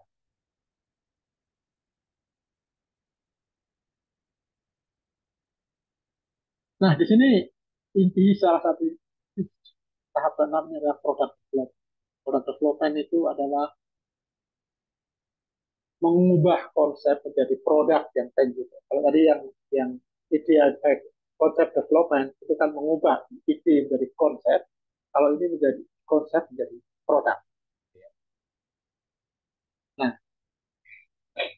ini mengubah konsep menjadi tangible produk, produk yang bernilai, ya. Produk yang bernilai. Apa aja gitu, apa aja. Mungkin desainnya, fungsi manipulasinya, performanya. Okay.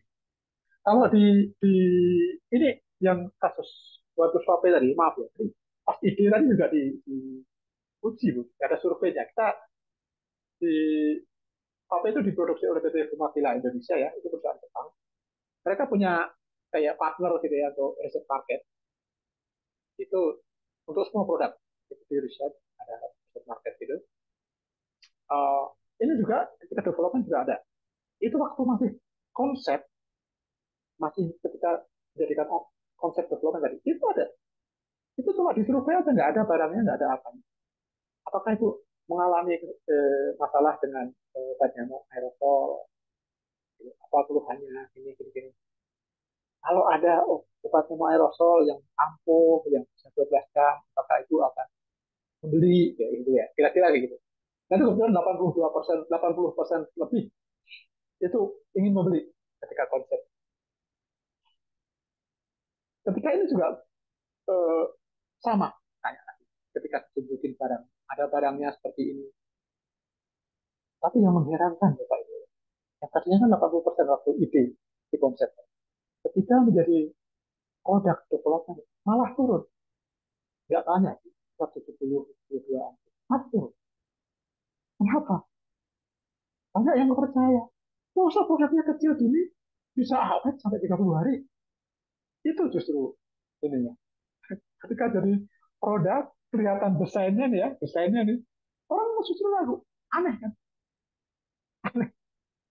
Itu itu pengalaman yang ini. Jadi ketika belum ada barangnya, masih konsep, itu malah di atas 80%. Ketika ada barangnya, ada contoh produknya, itu malah, wah, saya sih kecil begini bisa 30 hari, wah, saya sih ampuh, cuma strip gini doang, kayak gitu-gitu.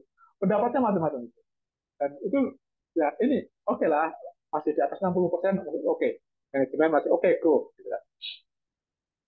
Nah, ini ada istilah dalam menentukan, ini lulus gaknya sih, ada minimum viable product. Nah, ini ada penilaian-penilaiannya juga. Nanti juga ada di bagian akhir itu juga. Kemudian testing dan iteration. Eh, ini ya ini tesnya yang saya ceritakan, suruh nyoba coba di rumah 30 hari. Kalau di pemakilan namanya home use test, HUT, home use test. Nah itu customer suruh mencoba di real real praktek. Jadi eh, nggak cuma di lab ya, tapi di real praktek.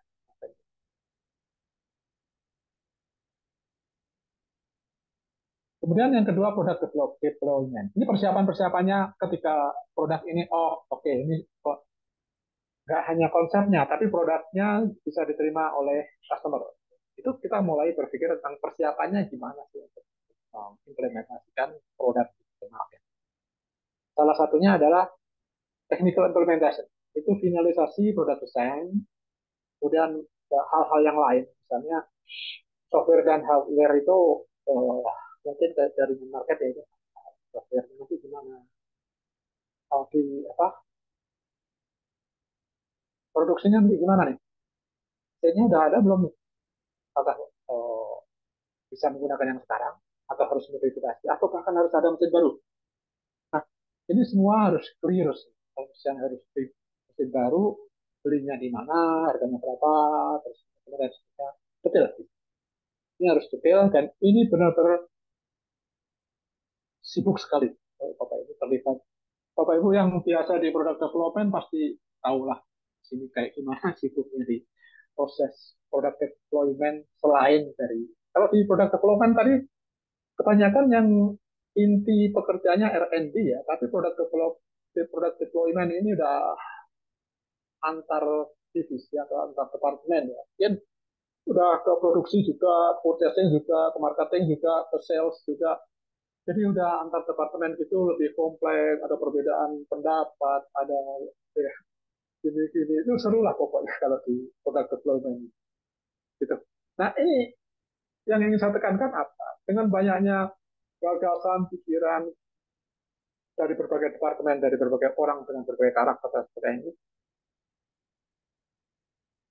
peluang ya, probability untuk terjadi sesuatu kegagalan itu kan cukup besar. Nah, ini benar-benar ini dibilang the most crucial and risk di produk development itu produk deployment. Karena kalau yang produk development tadi yang handle itu ya 80% di tangan R&D lah yang handle satu departemen mungkin nggak salah. Paling surveinya nanti kita tolong marketing. Tapi itu pun sudah kerjasama dengan, kalau di Mapila sudah kerjasama dengan agent. Tapi kalau yang ini yang luar biasa, melibatkan berbagai pihak dan itu cukup riskan. Ini cukup harus hati-hati. Kemudian juga resource-nya harus kita pikirkan. Selain tadi infrastruktur, terus ya, promosinan dan sebagainya, sumber daya manusianya gimana? Apakah kalau produknya sama dengan yang sebelumnya, mungkin operator-operator dan sebagainya itu nggak terlalu masalah. Tapi kalau memang cara produksinya beda, kan perlu edukasi mereka gimana. Atau misalnya, oh yang ini udah nggak cukup nih kalau ada tambahan produk harus rekrut baru lagi. Misalnya seperti itu. Itu jadi pertimbangan-pertimbangan juga yang harus kita pertimbangkan. Kemudian untuk publikasi, ya tentu saja mau launching produk, tentu saja kita perlu publikasi, baik itu untuk internal maupun eksternal. Karena misalnya kita harus uh, sosialisasikan ke tim marketing, tim sales, customer service dan sebagainya itu nanti ini ya cara menjelaskannya begini. Apa? Ini kalau ada komplain ini jawabnya begini ya. Gitu. Juga tentu saja publikasi keluar edukasi market bahwa apalagi dengan kayak One Stop ini konsepnya baru ya. Ini nggak mudah dimengerti dan ini perlu edukasi yang luar biasa, perlu publikasi baik internal maupun eksternal itu sangat penting dan ini di sini saya kecilkan ini, tapi saya kasih gambarannya kira-kira seperti ini. Ah, selanjutnya yang ini engineering operation planning. Nah ini benar-benar pengoperasiannya nanti kayak gimana nih? Oh, nanti ini sampai detail urutan prosesnya kayak ini gimana gitu. Misalnya produk ini kan harus di mixingnya itu gimana nanti mencampur bahan aktif dengan pelarut dan terus filling ke kalengnya gimana masukin eh, apa gasnya gimana terus pasang crimpingnya gimana pipingnya gimana dan sebagainya packagingnya gimana nah, itu sudah detail di situ itu harus dipersiapkan juga harus diperhatikan dengan detail supaya tidak ada risiko kegagalan di sana. Nanti terus pengujiannya gimana nih? Pengujian QC-nya gimana termasuk itu. Kemudian scheduling dan supplier collaboration. Nah ini udah dekat nih. Tadi kan udah dikomunikasikan ya, udah dipublikasikan gitu ya. Ini koordinasinya kan seperti apa nih? Gitu ya. Kalau kalau ini kan nanti itu masalah quality pengirimannya gimana sih? Diminul berapa kardus, berapa ton, minimumnya berapa? Karena kalau ordernya kipik-kipik kecil kayak gitu kan juga delivery cost-nya jadi mahal. Gitu ya. Jadi itu udah teknis-teknis untuk kerjasama dengan kolaborasi apa ya stakeholder atau rekanan atau distributor dan sebagainya deh. Itu harus kita pikirkan dengan baik supaya minimalisir risiko. Juga program review dan monitoring. Nah ini program development ini saya bilang tadi selain melibatkan berbagai departemen itu juga schedulingnya tuh sangat ketat ya. Dan itu kalau meleset sedikit itu prosesnya kan ada yang paralel, ada yang sekuensial, yang berurutan gitu. Paralel itu ber, ber, ber, bisa jalan bersama. Tapi kalau yang sekuensial berurutan, ini kan kalau proses satu tidak terlaksana, proses kedua ya tidak akan terlaksana. Nah, ini harus direview, benar-benar direview. Harus dikenal, udah sampai mana nih? Misalnya bulan kesekian harusnya udah sekian persen, bulan kesekian harusnya sudah sampai tahap ini. Ini kok baru sampai tahap ini? Bottleneck-nya di mana nih? Ini harus di review, di monitoring dan sebagainya. Di sini rawan juga, rawan kegagalan kalau tidak dilakukan, rawan risiko.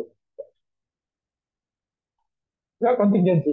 Kontingensi ini gini, ini apa ya? Hal-hal yang tidak diinginkan, kayak force major gitu ya. Kalau ada hal-hal yang tidak diinginkan, itu darurat kita seperti apa nih? Gitu. Nah, itu juga harus diidentifikasi. Misalnya, apa ya kira-kira yang ya, hal-hal yang tak optimal mungkin terjadi. Itu juga harus kita proses. Jadi sedetail itu memperkirakan risiko, mengidentifikasi risiko dari setiap tahap harus sedetail supaya kita jangan sampai gagal. Risikonya jangan sampai besar. Kita minimalisir supaya peluang dari development produk berhasil. Baik. Yang kedelapan itu ada namanya market testing. Market testing itu ada alpha testing dan beta testing. Kalau alpha testing itu testing untuk internal produk tertentu. Ya, uh, ini biasanya kalau di tempat kami itu orang-orang internal, manajer atau asisten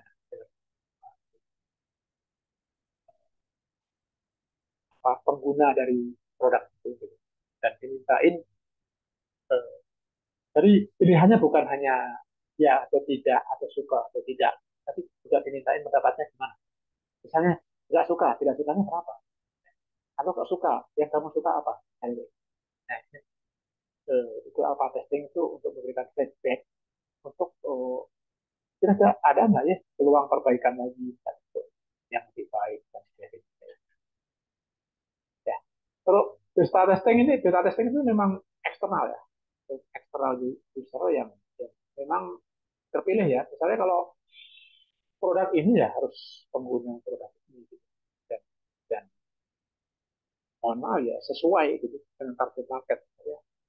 Produk ini kan relatif lebih mahal dibandingnya bakar mau bakar ya yang bakar sehingga kemungkinan ya secara ekonomi kelas kita lebih menengah ke atas menengah ke bawah ya, bawah ya targetnya ya, dipilih berdasarkan supaya gini, feedbacknya juga nanti sesuai dengan target, sesuai dengan apa ya, tujuan produk ini apa. Itu sih yang kita harus itu. Dan ini biasanya kalau di beta testing ini itu sudah ada harganya juga, banyak harganya. Kalau harga berapa harga yang kira-kira menurut Bapak? Terus kalau harganya sekian, jadi mau beli nggak? Itu ada kita perlu feedback. Jadi kalau yang konsep tadi nggak ada harganya, pokoknya konsepnya ini terima apa enggak. Tapi kalau yang ini sudah sampai harganya berapa, yang pas harganya berapa. Jadi gini, harga murah itu tidak menjamin. Kan pernah pernah eh, di sini nih, misalnya target kami waktu itu kan 23.000 ya. Ada. Ini kan kami buat mulai dari 10.000, 15.000, 20.000, 5.000. Pilihannya itu nggak ada loh yang milih 10.000. Ketika kamu yang survei kebetulan ya, kenapa sih kok? Itu kan paling murah 10.000. Kenapa tidak ada orang yang milih itu? Jadi harga itu juga tergantung value-nya kita.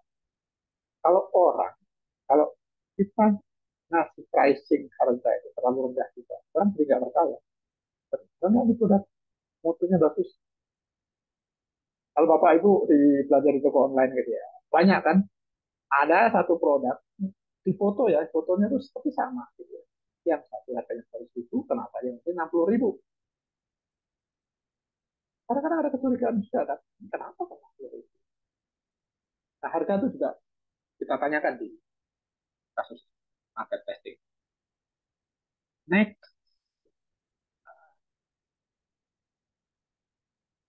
commercialization. Jadi produk launching itu akhirnya kita sampai ke sini. Komersialisasi. Komersialisasi itu berarti perencanaan. Jadi persiapan untuk launching lah, mengkomunikasikan nanti channel channel marketnya gimana, strateginya gimana, pricingnya gimana, terus komunikasi dengan customer gimana, terus komunikasi dengan distributor, dengan supplier, macam-macam lah. Maaf, bukan supplier, distributor, kemudian agent, dengan apalah mungkin. Nah, itu di kita dengan di sini. Komunikasi juga tujuannya itu membangun kepedulian. Oh, orang itu kenal tapi tahu bahwa ada produk ini, sehingga nanti diharapkan sih, oh penasaran gitu ya, pengen beli dan sebagainya. Akhirnya dari situlah ini finalnya produk launching. Itu ibaratnya ya gongnya, kalau gongnya hari hari itu berdasarkan mengantarkan produk baru ke market. Ini bisa dengan biasanya ada soft launching, small launching, grand launching dan sebagainya kayak gitu. Small launching itu biasanya ke internal dulu, sosialisasikan ke internal dulu. Terus kalau grand launching itu memang dibuka ya, sampai undang wartawan, masuk TV, apa-apa. Jadi, oh ini bikin produk baru nih, begini, begini, begini. Kayak itu supaya orang tahu, oh kan ada ya produk ini jenis baru. Nah, supaya sebenarnya itu kayak seperti marketing gitu. Iya, apa greget, greget ya produk yang baru gitu. Gitu ya. Nah,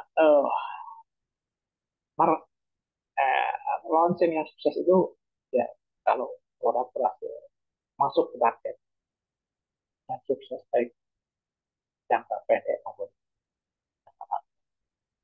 Itu launching. Sebenarnya kalau di itu produk launching itu sampai produk development itu sampai kan ini untuk resiko saya tambahin itu harus dimonitoring pas setelah launching itu, pasca launching itu seperti apa gitu. Kita kan harus di launching gitu. Launching habis itu diemin nggak diapa-apain kan. bisa juga jadi gagal. Nah, ini saya tambahin dengan monitoring and evaluation. Apa aja sih? Bapak Ibu bisa bisa sesuaikan sendiri dengan produknya, bisa target market. Karena kebetulan kami kan ini consumer good ya. Consumer good itu produk yang langsung ke konsumen gitu ya.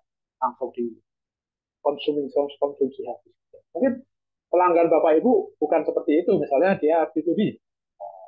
Aku supply pipa ke perusahaan ini, supply besi, apa kayak ini yang nggak terlalu kemungkinan akan berbeda. Nah ini kebetulan yang contoh yang saya ini adalah untuk consumer good product gitu ya.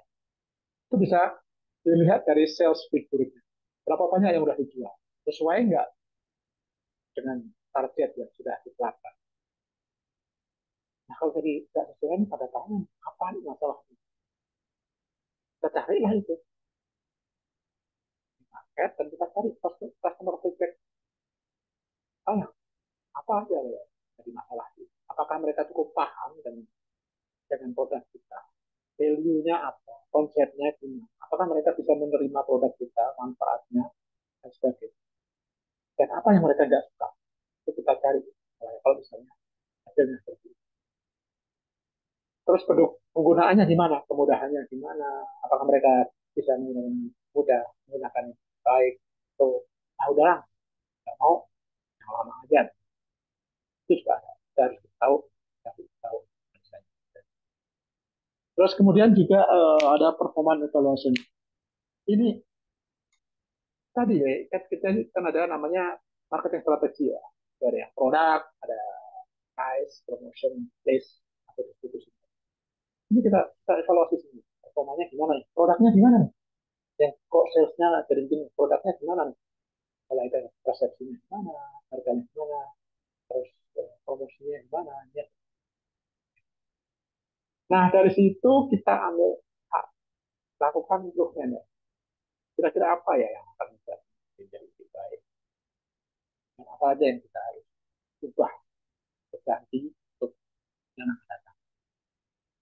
Dan ini pengalaman Bapak Ibu. Ini dari monitoring yang dulu waktu itu. Jujur aja, Tuan Puspapi ini setahun pertama juga stagnan. Tidak banyak berubah. Terus dipelajari sama tim marketing. Ada beberapa hal yang semuanya yang kemudian menjadi improvement. Salah satunya tuh tadi, konsep produk itu memang kurang dipahami. Masa sih produk sekecil itu bisa 3 hari? Masa sih cuma satu sebutan gitu bisa lebih ampuh dari yang satu dos kayak gitu? Enggak mudah mengedukasi konsumer sampai setahun mereka masih belum percaya. Meskipun tadi disurvei ketika membuktikan, itu mereka percaya. Ketika home use test tadi, ya. Tapi kalau calon pembeli kan nggak membuktikan, dulu baru mau beli. Nah itu kendala. Akhirnya apa cara mengatasi? Diedukasi lah. Waktu itu diambil iklannya pakai indiferen. Indiferen, mungkin Bapak Ibu tahu ya, waktu itu cukup terkenal. Itu ada dia host acara TV serius namanya. Ya, serius ya, serius bersama dengan Indra Bekti. Jadi Indra Bekti sama Indiferen ini ngetop banget. Ya. Eh, itu kan acara favorit ibu-ibu. Obat nyamuk, konsumer good itu rata-rata decision maker untuk beli itu ibu-ibu. Makanya dipilihlah Indiferen ini untuk mengedukasi masyarakat. Ini loh, produk Indonesia. Dulu 10 jam klaimnya ya, bukan 12 jam ya. Sekarang udah ada improvement ke 12 jam. Padahal sebenarnya 13 jam, 14 jam bisa itu. Nah, waktu itu awal-awal kita kurang pede, udahlah 10 jam aja. 10 jam juga orang tidur 10 jam juga udah kelenger dari pagi sampai pagi, dari malam sampai pagi gitu kan. Ini 10 jam. Nah, ini cara improvementnya mengedukasinya lewat seperti itu public figur yang punya dipercaya gitu ya, trust gitu jadi panutan. Jadi waktu itu dibeli. Kemudian marketing channelnya waktu itu waktu marketing strategi ada maaf ya sedikit kekeliruan mungkin ya dalam decision. Jadi awalnya tuh karena produk ini di, di persepsi asumsikan bahwa ini tuh menengah ke atas. Kita waktu itu marketing channelnya menggunakan Giant dan Carrefour kayak gitu semacam itulah yang mall-mall besar. Ternyata eh, dari setelah disurvei di market ternyata customer itu malas gitu. Masa sih cuma beli satu HP aja mesti ke kayak Giant Carrefour ribet amat gitu parkirnya aja susah gitu kan. Coba ada di Alfamart. Karena waktu itu diubah salah satunya ada channelnya ke Alfamart dulu ya. Lumayan sukses. Tahun kedua tuh lumayan di luar dugaan. Dan ini termasuk perbaikan. Dan pada akhirnya itu terus menuai kesuksesan dan akhirnya orang ini menjadi pioneer dan market leader. Ya, gitu. Baik, kita lanjutkan untuk kenapa sih kita harus menganalisa risiko dan ya. Tadi udah ya mungkin yang risiko dan ini risiko itu apa sih? Risiko itu efek dari ketidakpastian. Ketidakpastian apa tuh? Ketidakpastian dari kurangnya informasi terhadap kejadian, terhadap konsekuensi, terhadap peluang terjadinya. Nah, risiko ini pasti dihadapi dalam bisnis. Tidak mungkin nggak bisnis tanpa risiko. Cuman gimana kita memanage kan gitu kan. Mengidentifikasi, mengendalikan untuk hampir efek yang tidak diinginkan dan menghasilkan dari keuntungan-keuntungan yang diharapkan. Nah, ini sangat penting karena di satu sisi produk development ini kan kunci ya dari pertumbuhan suatu bisnis. Bahkan dari survival, hidup matinya perusahaan itu salah satunya ya dari development. Kalau nggak ada produk development, nggak ada kompetitivitas, nggak ada apa customer-nya nggak makin berkurang, makin lama makin kecil, akhirnya mungkin mati. Tapi di satu sisi produk development itu ya seperti tadi menciptakan sesuatu yang baru yang berbeda dari sebelumnya itu menghadapi banyak ketidakpastian dan risiko. Makanya ini kenapa ini harus di handle risiko. Oke, ada banyak ya sebenarnya soalnya. Cuman di sini saya pakai metode SWOT yang sederhana. Mungkin sudah banyak yang kenal gitu ya. Nanti Bapak Ibu kalau misalnya pengen yang detail, pengen yang lebih, silakan kontak aja Supnot. Mereka tuh jago-jagonya. Mungkin banyak ahli-ahli yang bisa analisa resiko. Ya. Kalau mau, saya kasih contoh yang ini supaya tergambar aja resikonya gimana sih memetakan risiko. SWOT ini kan strength, weakness, opportunity, and threat. Kekuatan, kelemahan, peluang, dan ancaman. Gimana mengelola ini supaya kita meminimalisir risiko, memanfaatkan peluang sebaik itu. Nah ini sudah saya jelaskan ya. Eh, SWOT itu singkatan dari strength, weakness, dan opportunity. Strength itu adalah hal-hal yang positif dari produk kita yang memberikan keuntungan. Ya.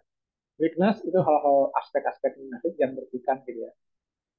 Kemudian opportunity itu adalah faktor eksternal, yang bisa menciptakan kondisi yang diinginkan untuk pertumbuhan produk dan kesuksesan. Ancaman itu adalah hal-hal yang sifatnya menantang, menimbulkan risiko terhadap keberlangsungan produk atau profit keuntungan dari perusahaan. Saja menimbulkan kerugian. Tadi kalau kita petakan begini ya, misalnya tadi kalau strength dan weakness itu kan faktor internal ya biasanya, faktor internal dari perusahaan. Tapi kalau ancaman dan peluang itu kan faktor eksternal, katanya dari luar. Nah, ini saya buat seperti eksternal. Jadi eksternal ini saya buat di garis sumbu mendatar. Ini kan sumbu X kalau di matematika ya, supaya gampang ingat gitu. X, oh eksternal. Kalau ke atas ini kan sumbu Y, Y, oh Y internal. pasar itu internal supaya Eh, itu kita analisa nanti ada indikator-indikatornya, misalnya kita identifikasikan di ISO ini ada juga sebenarnya. ISO itu di klausul 4.1 poin ya klausul 4.1 kemudian 6.1 dan 6.2 ISO 91 ya itu ada perusahaan itu harus gimana gimana mengelola resiko, mengelola isu-isu internal eksternal dan sebagainya itu ada, dan ini salah satu implementasinya ya di produk. Nah, itu kalau misalnya eh, dari analisa itu ada opportunity dan kita kuat, tapi kan eksternal positif, nah juga positif, bagus dong, posisinya di sini kan, jelas bagus, go, terima, resikonya kita ambil, gampang.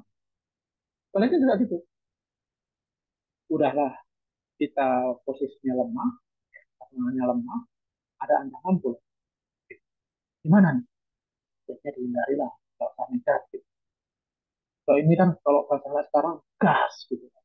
Kalau ini ya bahasanya orang Surabaya ojo bonek gitu, nekat. Ini yang perlu kajiannya. Kalau ini gampang, terimalah. Ada peluang dan kita kuat, maka enggak ambil. Resikonya kecil. Ini juga kita lemah di situ dan yang kanan tinggal. Yang ini nih, ini perlu kajian mungkin lebih detail ya. Mungkin apa itu perlu diskusi lebih dalam nah, manajemen dengan top manajemen itu. Karena ini urusannya panjang pengetahuan saya ya. Oke, kasarkan contoh ya, misalnya faktor internalnya nih, kita analisa faktor. Ada strength, ada weakness. Ini saya kasih asumsikan ya, ini nggak angka-angka ini nggak tepat benar ya, karena itu udah 14 tahun yang lalu saya juga angkanya ada. Ini asumsi saya, mohon maaf kalau nggak tepat banget. Tapi ini untuk gambaran gimana sih mengambil keputusan ketika ketika ada masalah. Misalnya ada strength, kita inovatif produk kita pasti dong. Saat itu belum ada yang bisa, belum ada yang bikin kayak model yang bisa. Meskipun akhirnya pada nyusul ya, brand-brand yang lain akhirnya niru. Gitu. Tapi saat itu yang pertama kali adalah One Plus. Kayak ini inovatif saya kasih tiga.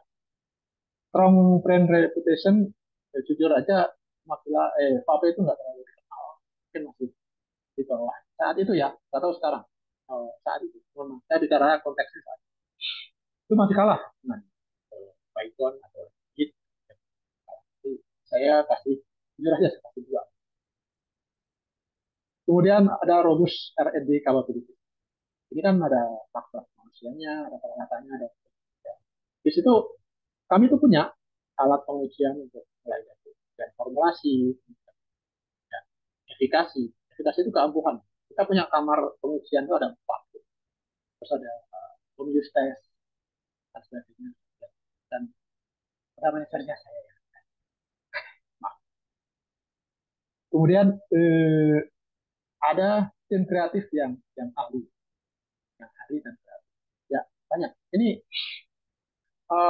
semua gila ini kan dia di obat nyamuk itu dari tahun 1900 saja. Jadi memang pengalaman banget sih.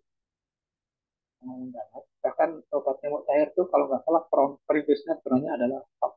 PIP, PIP itu vapor dari uap. Gitu. Dari obat nyamuk yang pakai penguapan yang dipanaskan pakai listrik itu. Itu perintisnya adalah PAP sebenarnya.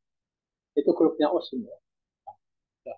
Jadi kalau skill dan kreatif itu bisa diandalkan. Karena risetnya itu nggak hanya di Indonesia, tapi di Jepang dulu dan diadaptasi kondisi Indonesia.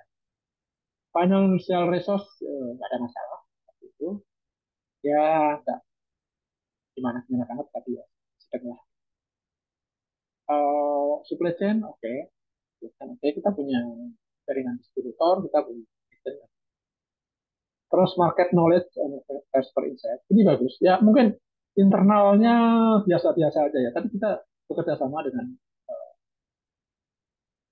kayak perusahaan market research gitu. Jadi kita selalu memonitor market dengan baik, sehingga kita cukup terupdate dengan kondisi market, informasi market yang ada. Strategi partnership ada, kita ada beberapa kerjasama demikian, IPB misalnya, atau yang lain untuk penelitian-penelitian ada kerjasama dengan yang lain. Kemudian ini weakness kita, highest development cost ya, nggak terlalu tinggi-tinggi amat. Waktu itu dihitung itu kira-kira untuk develop ini dengan itu 3 tahun lah paling balik gitu ya, ROI gitu, investment. Tapi ternyata 2 tahun udah balik, belum 2 tahun malah sudah ROI-nya udah balik. Maka saya research conference hambatan dari Surabaya, nah ya kan sini bagus kan, saya gini bagus, kayak keuangan, lack of innovation, no, kita udah punya pengalaman bagus, kita inovatif, buktinya Tuan Mustafa itu kan inovatif, jadi payang, oke, itu memang orang-orangnya. Insufficient market research, no, no, enggak, enggak, kita cukup karena kita bahkan bayar perusahaan secara profesional. Poor risk management, no, operational management, weakness brand recognition, yes, seperti tadi kita memang ada kurang, brandnya waktu itu kalah, icon. Regulatory legal, ini nih begini, kenapa saya kasih dua? Itu jadi untuk produk pestisida rumah tangga ya, seperti yang mau itu namanya golongannya pestisida rumah tangga. Itu pendaftarannya lumayan ya. Pertama harus mendaftar terregistrasi di namanya Komisi Pestisida. Itu di Kementerian Pertanian. Itu prosesnya cukup gitu, oh, lama sih. Terus yang kedua harus mendaftar ke Kementerian Kesehatan. Karena produk ini kalau di Kementerian Kesehatan namanya PKRT, Perbekalan Kesehatan. Jadi harus terdaftar di dua instansi ini yang waktunya cukup lumayan. Gitu. Jadi ini jadi salah satu. Tapi setelah kita total-total gitu ya, antara weakness dan strength itu, ya weaknessnya minus 10, strength 10, jadi oke lah. Jadi internal faktor analisisnya itu masih positif banget gitu. Cukup, cukup besar. Kemudian faktor eksternalnya gimana nih? Faktor eksternalnya ada opportunity, ada threat. Opportunity, emerging market trend, oke sih. Waktu itu ya sedang oh, lumayan. Technological advance. Itu jadi ini ada teknologinya, tapi saya nggak bisa jelaskan. Itu bisa seperot satu terukur, itu ada teknologi. Saya nggak bisa jelaskan ini karena ini rahasia perusahaan. Tapi itu salah satu keunggulan kami. Sehingga kami berinvestasi di tiga. Partnership kolaborasi, kolaborasi ini tadi saya jelaskan, kita bersama dengan PD, kita consumer insight, ya, social economic change, ya, saya kenal nggak terlalu fokus bersama, tapi juga nggak global expansion. Ini juga tadi Indonesia tuh kan negara tropis dan penduduknya juga cukup banyak. Iya, dan China. Indonesia termasuk paling banyak. Ya, untuk global expansion bagus lah. Ya, kan? Sustainability dan eco-friendly. Ini juga faktor lingkungan ini juga gini. Kalau yang biasa itu kan pakai misalnya 1 liter gitu, dipakai untuk 30 hari. Artinya kalau kita berhitung secara matematis, secara kimia, konsentrasi satu kamar itu kan dalam 1 bulan itu mengandung 1 gini gas di laut. Tapi ketika diubah menjadi yang 10 mili, yang itu kan 900 mili ya, 10 mili, seper 90 ya, per 90. Itu kan artinya bahan kimia gas dan sebagainya lebih sedikit per 90. Makanya untuk eco friendly-nya tuh ya cukup bagus ya kita korek.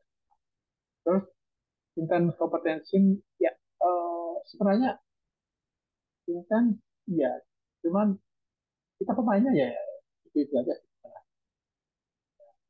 Makanya saya kasih dua intens juga apa longgar banget juga enggak tapi terus ekonomi downturn ya itu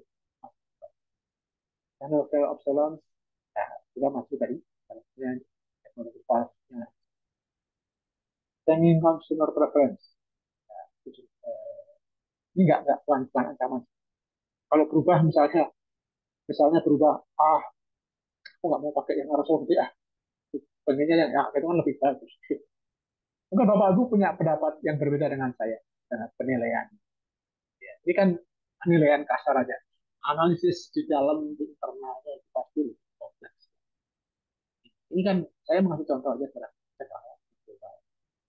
Kita boleh berbeda pendapat kalau misalnya berbeda silakan kasih. Kemudian tadi yang regulatory challenge tadi supply chain supply chain ini sebenarnya nggak justru bagus gitu ya karena gini kalau yang 900 mililiter atau hampir 1 liter harganya sudah 23.000 satu kaleng yang ini kecil itu juga 10 mililiter harganya juga 23.000 tapi sekarang kalian harganya juga ada saat itu ya sama kan cuman ketika di kardus, kardus itu satu kardus yang gede 12 itu kalau dipakai untuk kardus tape itu itu mungkin bisa 4 atau 5 kali 12 kali 5 60 artinya dengan space yang sama kan bayarnya sama tuh apa deliverynya tapi kita mau value yang berbeda kalau misalnya tadi isinya satu karton isinya 12 gitu ya satu putaran 12 kali katakan setelah 25 ribu lah jangan supaya gampang 25 ribu kali 12 300.000 satu karton ya kan dan dengan space yang sama one piece itu bisa 5 karton kan 1,5 juta padahal bayarnya sama berarti kan lebih efisien nah itu subscription saya kasih satu nah akhirnya ketemu internal eksternal analisisnya seperti itu contohnya masih positif ya ada memang ancaman tapi juga opportunity masih lebih besar daripada ancaman positif jadi gimana jadi kalau eksternalnya positif dan internalnya juga positif ya kita terima jadi kesimpulannya dari itu produk yang bagus untuk dikembangkan secara risiko kegagalannya itu bagus. Kalau yang tadi ini kan udah jelas ya nanti gimana kalau di kondisi ini Pak misalnya gitu kan eh, ada ancaman dari luar tapi kita kuat loh kita kuat gitu. Ya, kita kendalikan ancamannya itu asal nggak sampai apa mengganggu dari orang ini. Nah, gimana kalau sebaliknya Pak? Eh, kita ada opportunity nih, tapi kita lemah. Ini ya, kita lemah. Nah, kita cari peluang, kita cari peluang. Misalnya kita partnership, kolaborasi, nanti uh, share, kolaborasi, share saham, dan sebagainya. Nah ini, gimana kalau mengendalikan risiko dan ini mungkin agak sudah mulai kesimpulannya ya. Jadi kalau menerima itu gampang kan, opportunity bagus, bagus, apalagi, udah. Dengan juga kalau ada ancaman dan kita lemah ya, simpelnya kalau nggak boleh nggak meningkat atau mundur ya. Ya. Nah, gimana kalau kita mengontrol? Nah, uh, ketika beri strike juga. Jadi ada ancaman tapi kita kuat. Ini kita harus pelajari secara komprehensif. Ya. Ancaman itu seperti apa? Dan jadi kita bisa mitigasi. Misalnya pernah misalnya harga gas itu naik, ya. Itu berapa sih naiknya ke pengaruh terhadap apa, kos COGS sampai seberapa sih? Nah, itu kita mitigasi. Kalau misalnya pengaruhnya sampai sekian persen, maka oke kita stop. Tapi kalau masih sekian masih oke. Nah itu contoh mengontrolnya seperti itu. Terus gimana kalau ada opportunity tapi kita weakness? Ya, kita share opportunity. Kita join collaboration, komunikasi, masalah internal itu. Gitu ya. Saya tadi kalau misalnya kita nggak bisa nih ongkos untuk developmentnya, kita nggak punya nih. Ajak misalnya apa, universitas, pada riset atau apa, gitu ya. Nah, kolaborasi. Jadi, resource constraint misalnya nggak ada ahli, nggak sumber daya, gimana caranya? Dan sebagainya. Dan sebagainya. Ya. Intinya gini, jadi masalah itu harus apa, risiko pasti ada. Dan risiko itu harus ada untuk meminimalisir.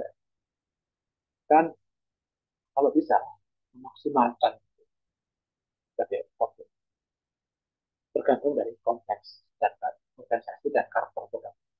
Karakteristik ini penting. Jadi kita harus mengenali karakter produk kita itu seperti apa, development seperti apa, target market, dan seterusnya. Juga konteks organisasinya kita. Di internal kita gimana? Kelemahan, kelebihan kita apa sih? Kelemahan kita apa sih? Karena kita punya kok pengalaman. Kita bidang itu, kita orang ahlinya banyak, karyawan-karyanya banyak kompeten.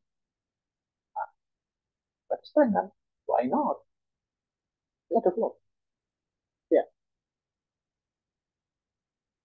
demikian Bapak Ibu sekalian, uh, dari kami, mohon maaf kalau ada kekurangan dan kesalahan. Dan sekali lagi disclaimer, product development itu tidak ada yang baku banget. Produk development. Jadi gambaran secara umum bisa berbeda antara bisa Bapak Ibu sekalian. Apa yang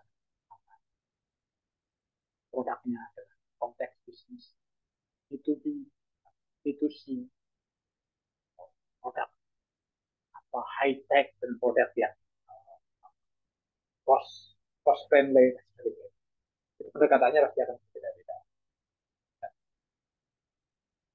Itu bisa kita diskusikan, kita share.